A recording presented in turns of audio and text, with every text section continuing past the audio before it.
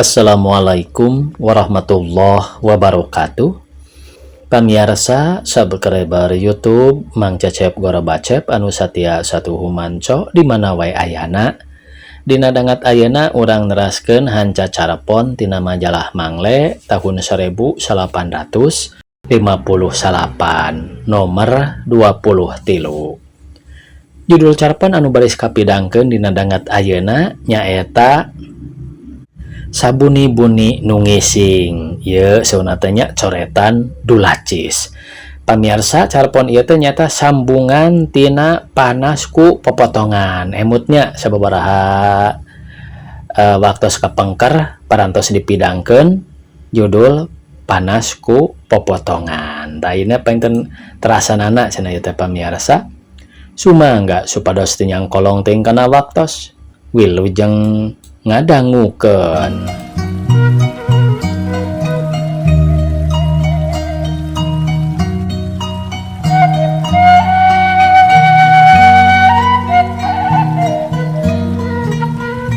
Cekolot ge bangsat linghas, polisi awas, bangsat pelit, polisi demit. Sabuni-bunina bangsat nyumput ku polisi maka pendak bae paribasa ge sabuni-buni nu ngising. Nya meureun cara dulacis lamun boga pacar ku nyonya dulacis teh sok kanyahoan bae. Komo ieu ninggang di anggota polisi pembantu komisaris wasista surup kana ngaranna. Nya pinter nya awas bisa ngararampa rasa bisa nutur-nutur semu ku bangsat dibasakeun diriwa ku bandit dilandih jurig bawaning ku dipika gigis da ceuk wiwilanganana masing durjana nyumput dina Mega Paul depa dina Mega Malang oge ku wasista mah kapendak bae. Ti barang wasista ditinggalkeun maot ku pamajikanana katenjona bekit tambah getol bae rebun-rebun geus kurunyung pabuburit karek inditi pagawean. Ana dibere pagawean luar acan nyorang balik lengo sakur anu ditugaskeun sakahayang nu marentahna tangtu beunang pating raringkuk dina tahanan atuh pohara kahartina upama wasista jabat dipika asih kudunungan jeung dihormat ku sakorpna teh diajenan pisan ku masyarakat. Ari poe eta sangkilang geus pukul 16 wasista acan hudang-hudang tina korsina dina mejana ngabubrug dokumentasi warnaning potret-potret guntingan-guntingan koran kar-kar gambar-gambar sawarnaning mobil jeung sawatara ratus tukang copet. Bloknotna manigeus pinuh ku rupa-rupa catetan jeung tanda-tanda anu kahartina ngan ku wasista pribadi sarua jeung tanda-tanda dina potret tukang copet jeung gambar mobil. Sabot ngadakul kitu Sukamsi gegeden anu ngabawah kapulusian gebdos abus bari seuri. Acan balik sis. Ngasohola atuh. Wasista ngorejat arek nangtung saluwir tapi Sukamsi mere isarah supaya tetap diuk. Bari rada harewos. Ari keur teu aya sasama, tong teuing saresmi-resmi ah. Kumaha geus aya nyai-nyayan nu sok malingan mobil teh. Wasista nyerengeh. Rupina puseurna teh di Cimahi. Baruk Cimahi lamun nya teh teu nyahana lain kitu. Ari indit iraha maksud akang tugas dina luar teh ya. Nu ditanya nyodorkeun dua guntingan koran kasaluhureunana bari nembalan. Upami kawidian mah hoyong enjing sareng ulah mung 10 dinten mergi abdi perlu KB sareng kate. Bari nampanan guntingan koran Sukamsi nembalan. Ku akang diuruskeun jeung Kapala Reserse Kriminal. Hal eta mah jeung bae teu kudu bebeja deui ka anjeunna. Kumaha akang eta mah? Tuluy Sukamsi maca guntingan. Nu hiji tina koran Jakarta nyaritakeun Direktur Pabrik Tekstil Madukara Tamat bin Catam kacopetan dompet di eusi rebewes nomor bewes kunci kontak jeung kartu-kartu pribadi liana sarta mobilna piat milih sento aya nu maok kajadianana sabot lalajo main bola PSSI ngalawan kasawelasan luar negeri di Ikada. Ari guntingan hiji deui tina koran Bandung nyaritakeun Nyi Omeh kapaehan di bengkel mobil kilat Cimahi sarta dina leungeunna ngeupel kertas sacewir anu nyabit-nyabit ngaran Tamat bin Catam. Sukamsi gogodag bari imut. Jadi ku ayana waktu ieu aya ngadamal teori yen bangsat mobil teh puseurna di Cimahi mana titik-titik nu ngiatkeun eta teori.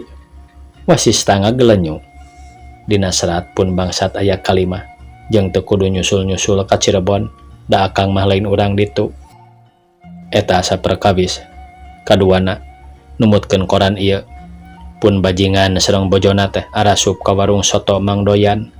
Numutkeun anu kacatet mah eta warung teh tempat patepungna jalma-jalma anu henteu kaetang balanar hirupna.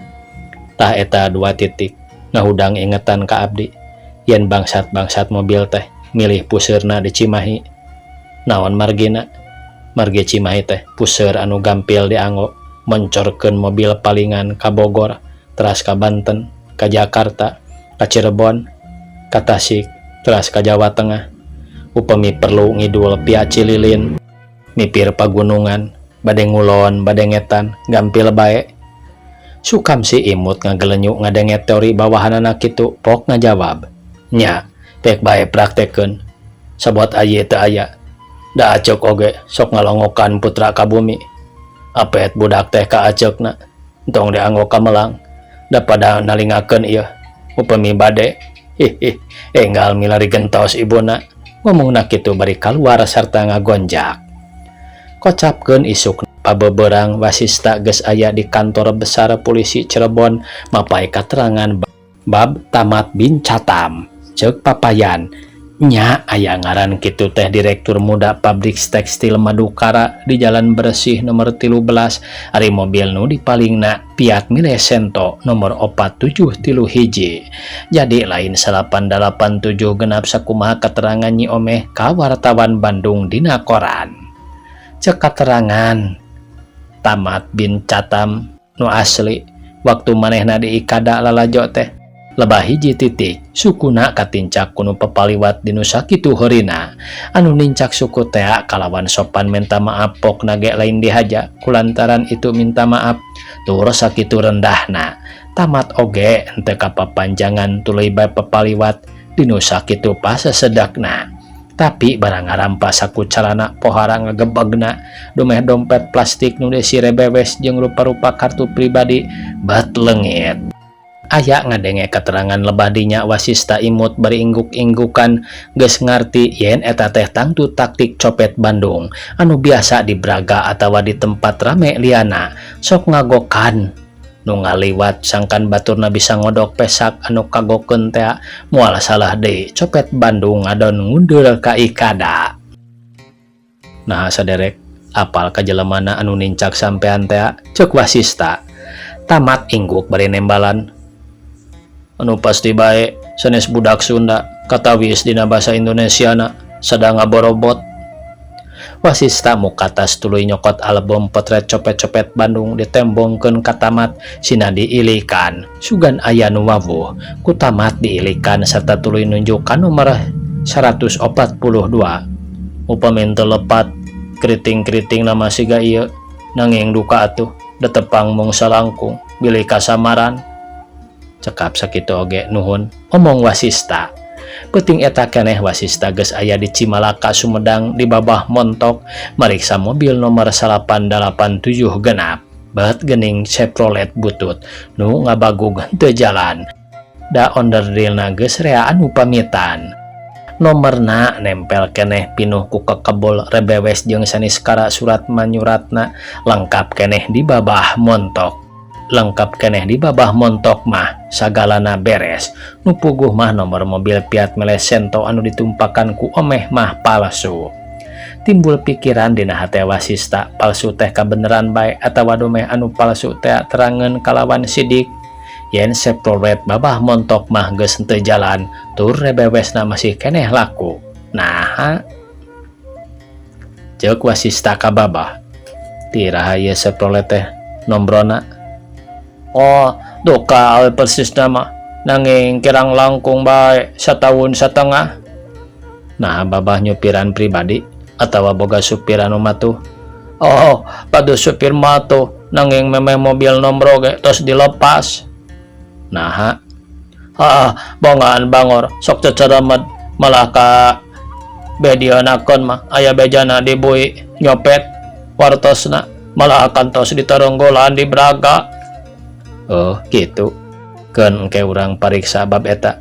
Saha supir teh ngaranna? Miss Kram. Miss Kram. Nah, yang ngaran kabina-bina teuing. Pantes rek jadi jelema borong oge. Surup ka ngaranna Miss Kram. Sarerea saleuseurian kapi asem ku ngaran supir. Ti babah montok menang katerangan yen si Miss Kram teh ngakuna urang Cimareme bawahan pada larang. Cenah mah kaluaran SMP kelas 1 teu tamat. Cenah domeh bapana maot. Tuluy jadi calon oplet terus jadi kenek bulak-balik Sumedang Bandung nepi ka jadi supir. Tuluy nyupiran taksi babah montok. Licikna auzubillah sewaan ngirilik ari ongkos ngagolontor unggal poe aya bae karuksakan tacan jeung diitung malingna nepi ka ku babah dilepas indit ninggalkeun mobil geus lain ome-omeaneun. Babah manghanjakalkeun ku pinterna jeung kasepna ka eta si Miss Kram. Dalamun eta budak seug dipingpin kalawan hade disakolakeun kalawan cucud pirakun teh jadi intelektual. Hanjakal waktu dipentaan potretna sugan aya keneh babah teh teu bogaeun eta deui rebewes anu namah dibawa barang dilepas ge. Tuluy babah ditembongan potret-potret tukang copet Bandung sakur anu kungsi ditewakan tapi babah teu aya nu wawuheun hartina ari kasih Miss Kram mah babah teh teu apaleun.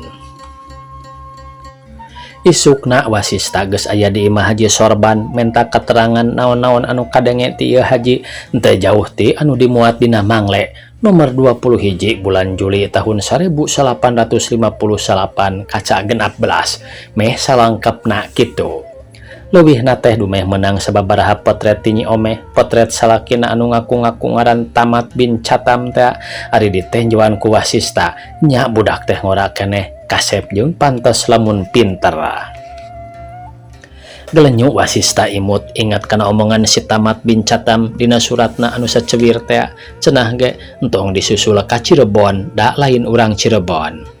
Nili keureutan beungeutna dina potret teh pantes lamun si Tamat teh budak priangan asli pohara pisan bedana jeung si Tamat bin Catam anu asli. Ari rek balik wasista setengah babala gonjangan bari heureuy ka Omeh ngomong pokna ari numutkeun aturan mah henteu aya ieu mah karap abi bae upami teh mah Neng teu kaabotan sarta ibu ramana percanten hoyong ngabantun Neng ka Cimahi bade dilawungkeun sareng kenek montir di bengkel kilat asa heureuy jadi kapit temen buktina cek Omeh atuh upami laras perlu sarta kanggo kepentingan papariosan mah sumangga. Haji Sorban jeung Nyi Haji Mudawaroh oge ngarempugan malah make susumbar basana. Lamun seuka pendak teh eta si gajol moal asa-asa bade dikadek beungotna minangka dicirian. Entong Mang Haji, ulun wasista. Atuh matak dihukum ngadek jelema mah era atuh Mang aya haji dibui. Ki haji ngabelehem ka isinan. Penting eta keneh Nyi Omeh jeung wasista anu nyamur niron importir geus aya di Cimahi. Omeh ngendong dibaros di kapi bibina ari wasista di babaturana di Jalan Gunung Bohong. Jangjina isukan panceg pukul 8.02 nana baris papanggih di bengkel kilat tapi kudu pura-pura teu wawuh bae. Omeh kudu nembongkeun potret kakenek montir susuganan wawuheun ka Tamat bin Catam sarta sugan ingeteun keneh waktu sawatara poe menta angin pikeun bana nu kempes. Datangna ka bengkel kilat kudu sapandeurieun wasista anu rek pura-pura neangan mobil tu widahan beulieun. Beres janji jeung Omeh wasista nepungan gegeden polisi di dinya tatanya bab bengkel mobil kilat jeung nu bogana. Malah seket-seketna pangambawa wasista tuluy nanyakeun sugan di dinya aya tukang nyieunan merek papan ngaran bari ngarangkep nyieunnan nomor mobil jeung sugan aya nusok nyieunnan stempel. Ti gegeden teh wasista meunang keterangan anu pohara lengkapna malah teu kapalang tuluy harita badami haharewosan nyieun siasat sabab wasista yakin yen komplot anu sok maokan mobil teh pasti di Cimahi. Isukna importir wasista turun tina Bel Air gilap di hareupeun bengkel kilat BLR meunang ngahaja ngadatangkeun ti Bandung khusus ku polisi diinjem tinu bogana pikeun kaperluan wasista. Made Sakip anu boga bengkel mani norojol ti bengkelna mungguh nama mapagkeun tatamu anu sakitu bangun beungharna anu nyamur bisa pisan yen laga bari nyalindangkeun semu. Duaan yang hareupan meja pating kuciwas pating harewos selang-selang pating cikikik sareli leutik kawas aya nu pohara panujuna. Wasista anu ngakuna ti PT Sunda Mukti magar teh butuh ku mobil model Fiat keun bae anu urut oge asal motorna beres keneh. Malah mun bisa mah hayang Fiat Milesento ngarasa kalian bisa dipake Beste Wagen. Sabot pating kuciwas kitu omeh Abus langsung nyamperkeun kenek montir anu bareto mikeun surat ka manehna teh henteu luak liuk sarta henteu siga nunggus wawuh ka wasista. Tadina Made Sakip rek hudang tina korsina rek nyamperkeun omeh tapi ku wasista dihulag bari seuli.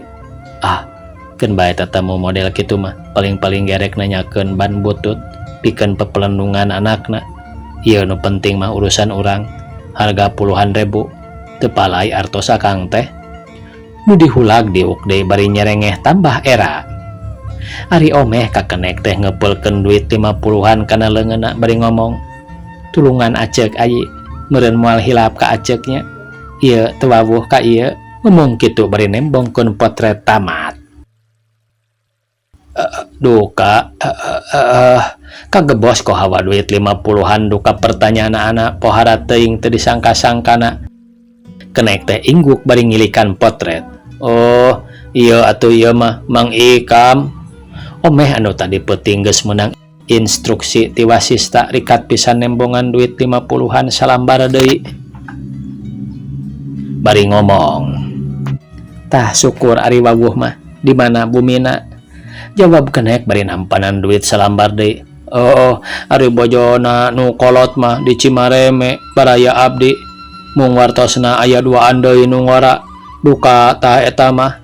Kenek ngajawabna teh estuning henteu sadar meus-meus acan yen Abus kana pitapak polisi.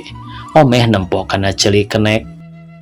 "Ari ieu anu boga bengkel naonna Kang Ikam?" "Oh, duka abdi teu terang mung upami Kang Ikam ngendong di dieu sok di bumina Mang Made Sakip." "Made Sakip? Saha Made Sakip teh?" "Oh, sumuhun Made Sakip eta nu ngaduh bengkel." Ki Made Sakip kaciri pisan bangun teu ngareunah nenjo istri geulis haharewosan jeung kenekna bangun aya nu dirahasiakeun teh tapi unggal arek nyamperkeun ka omeh unggal dicarek ku wasista. Omeh ngaragragkeun sapu tangan pura-pura ragrag teu dihaja top dipulung tuluy dikebut-kebut siga anu sawajarna pisan sing horeng eta teh tanda menang badami keur peuting jeung wasista ngabejaan sawatara reserse jeung anggota polisi anu nyamur nu nyerangkeun ti kaanggangan. Nenjo pola omeh kitu wasista nepak punduk Made Sakip bari ngomong, "Akang, ayeuna ku abdi ditangkep." "Ieu abdi polisi." Ngomongna kitu bari nembongkeun pening tanda kapolisian. Made Sakip ngarenjag tuluy neuteup bari nanya, "Oh, naon dosa akang?" "Panjang nama engke di Hop Biro," jawabna bari ngomong ka reserse nu asup ka bengkel. "Ieu Made Sakip ngampihan ari mobil keur ka Cimareme geus sadia." "Beres." Walon reserse pondok berat bari ngabangkolkeun belenggu kana leungeun Made Sakip. Sabot kitu jol gegeden polisi satempat katut sawatara baturna marake pakaian dinas maksudna arek nutup sarta nyegal bengkel kilat bisi engke aya perluna pikeun papariksaan. Made Sakip dimuatkeun kana kendaraan anu tita tadi oge geus disadiakeun di nu rada anggang. Ari wasista omeh jeung kenek montir arunggah kana mobil gegeden satempat arek ka Cimareme. Ari gek pisan wasista diuk ari nenjo dina tatapakan bet aya nomor mobil 4731 sapasang manehna ngareret ka gegeden nu direret ngarti pok nerangkeun. "Di pasar Andir beunang ku barudak nu ngarobahna geus ditahan malah bukti teh manggih ieu." Bari ku siwel ngaluarkeun negatif stempel atanapi cap palsu nu dipake ngecap potret dina rebewes jeung kartu penduduk Tamat bin Catam. Wasista diuk bari gogodeg, Komplit komplotan teh ka tukang-tukang malsu nomor jeung cap sadia nyaan deh si miskram teh. Saha si miskram teh cek omeh nambalang.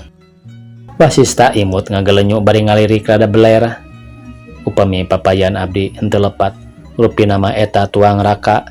Yey, walonyi omeh bari ngabalieur rada kaisinan. Sisi jalan palebah imah gedong anu kakarapisan anggeusna kalawan pituduh kenek montir mobil teh eureun. Jut wasista jeung kenek tarurun. Gegeden polisi ngadaguan dina mobil pura-pura maca koran padahal ngahalangan banget. Ari omeh sirah katut banget di bulan ku karembong jadi ti luar mah henteu katara. Di palebah dinya aya lalaki opatan nyorendang koja ieu si ayam adu ditilik dandanan katut legeg nama siga urang Karawang ngadon marag meureun keur ngareureuh da ngarimuhan handapeun tangkal. Kenek ti heula kadenge pupuntenan torojo lalaki kaluar ngaleke ukur di kaos kutung di calana buntung sabrehan oge henteu samar sarua jeung anu dina potret Nyi Omeh tapi wasista pura-pura bae. Ceuk kenek anu geus meunang mambatahan. Kang Ikam, ieu aya tatamu ku Mang Akip di piwarang dicanda ka dieu saurna mah kapiputrana aya perlu ka Akang. Nu boga imah sarengeh imut beri hormat. Aturan permios atuh bade di baju heula. Wasista nyodorkeun leungeun siga nu ngajak sasalaman bari ngomong bangun sono. Alah, sawios ai, sawios. Kitu bae da moal alami ieu. Mung aya nu ditaroskeun bae sakadap. Nenjo anu ngajak sasalaman nu boga imah ge nyolongkrong nampanan leungeun. Tapi saha anu henteu kaget ari tel-antel ari karawok diporeatkeun terus dibakakeun ka tukang ku wasista bari disentak. Entong loba carita sia miskram, aing polisi. Namun sia ngalawan dipestol sia ku aing. Ayo sia melo kana mobil di jalan tuh. Si miskram nya ada si miskram alias Kang Ikam eta teh keur mah teu bisa mata dibakakang model Bapak Jalil jago Cikalongan. Heug karasaeun ku cubung pestol notog cangkeng atuh bati nyengir. Nepi ka lebah mobil panto dibukakeun ku polisi anu ngalesotkeun korana. Jelema anu nyarorendang koja hayam teh meh barang ngarejengan si miskram sing horeng eta teh kabeh ge polisi anu nyamur geus diinstruksi kudu ngadaguan di dinya.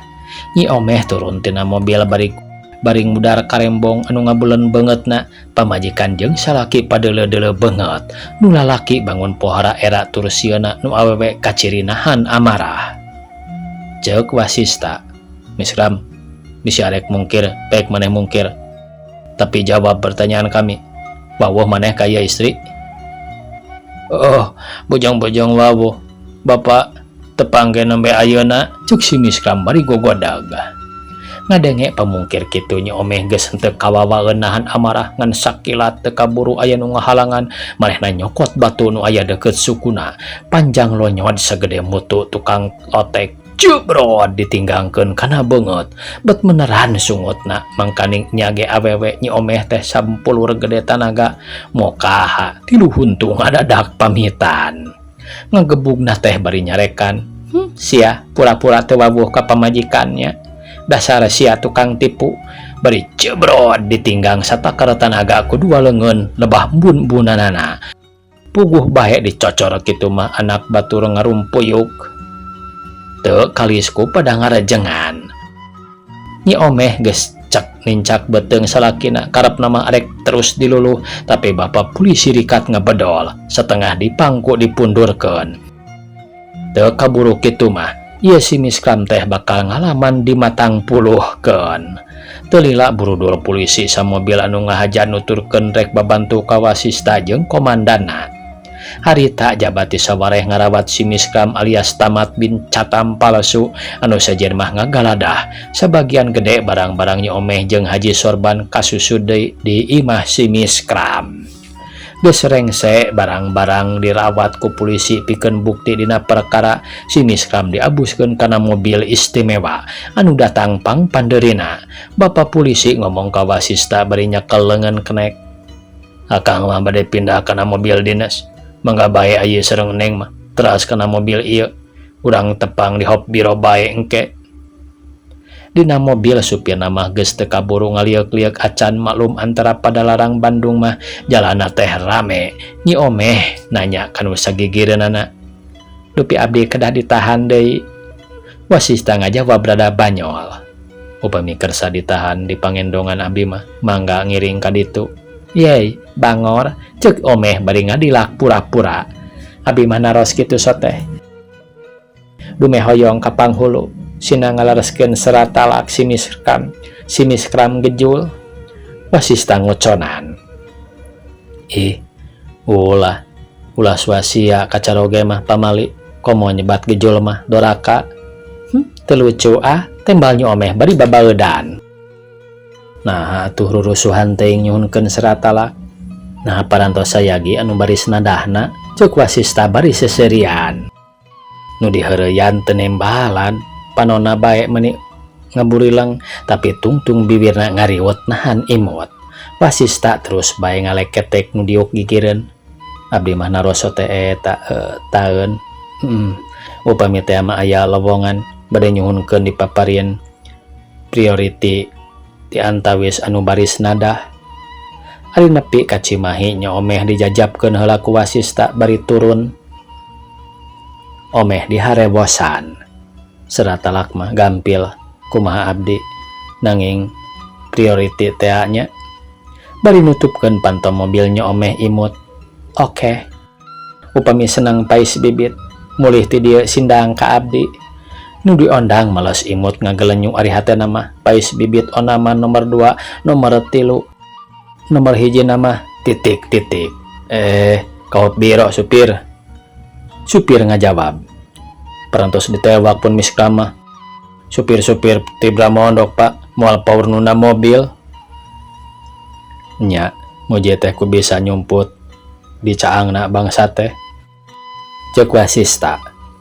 "Nanging masing nyumput di nubuni oge, polisi mah moal kapetolan pak. Seueur sepuh oge sabuni-buni nu tah parantos dugi pak."